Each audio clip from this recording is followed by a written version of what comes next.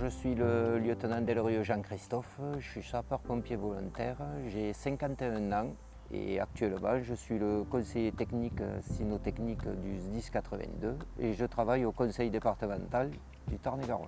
Le chien il s'appelle Pepper et il a 3 ans et demi. Et il est formé en décombre, questage et au mois de janvier je l'ai formé en piste.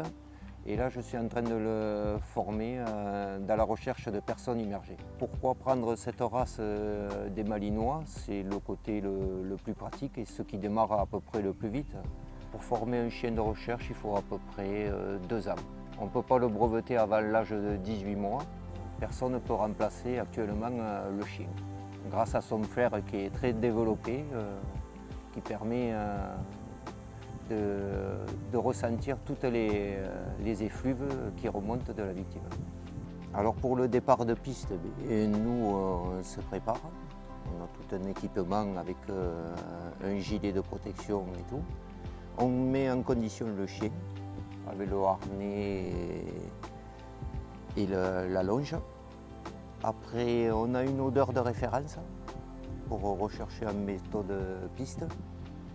Parce que sans cette référence, on ne peut pas chercher en méthode piste. C'est vraiment toutes les particules de la personne qui se sont déposées au sol qui vont permettre au chien de retrouver la trace de la victime.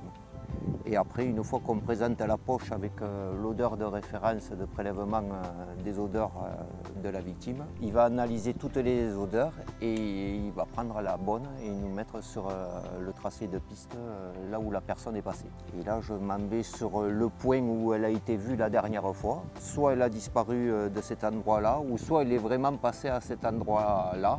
Et après, c'est juste de la conduite. Nous, on ne fait que lire le chien. C'est le chien qui nous donne la direction vraiment là où la victime est passée. C'est pas nous qui lui disons à droite ou à gauche, on ne l'influence pas. Comme là, il est rentré dans la discothèque, il a le nez bien par terre et on fait confiance au chien et c'est que la victime elle est bien passée par là. Là, il y a un arrêt, il tourne devant le portail.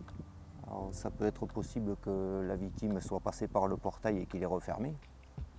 Là, on voit bien qu'il y a eu un angle, c'est que la victime elle est bien passée par le petit ponton à bois. Et vu le comportement du chien, comme il se comporte avec le fouet et l'aboiement, ça nous dit que la victime elle peut être soit à l'intérieur ou derrière la porte. Parce qu'à l'arrivée, il y a toujours l'aboiement. Comme ça, ça nous aide à bien voir si jamais on ne voit pas la victime ou pas. Et on voit bien qu'il a trouvé la victime. Et il a bien aboyé devant la porte. Et après, bon, là, c'était un exercice et la victime, elle le récompense bien et un jeu.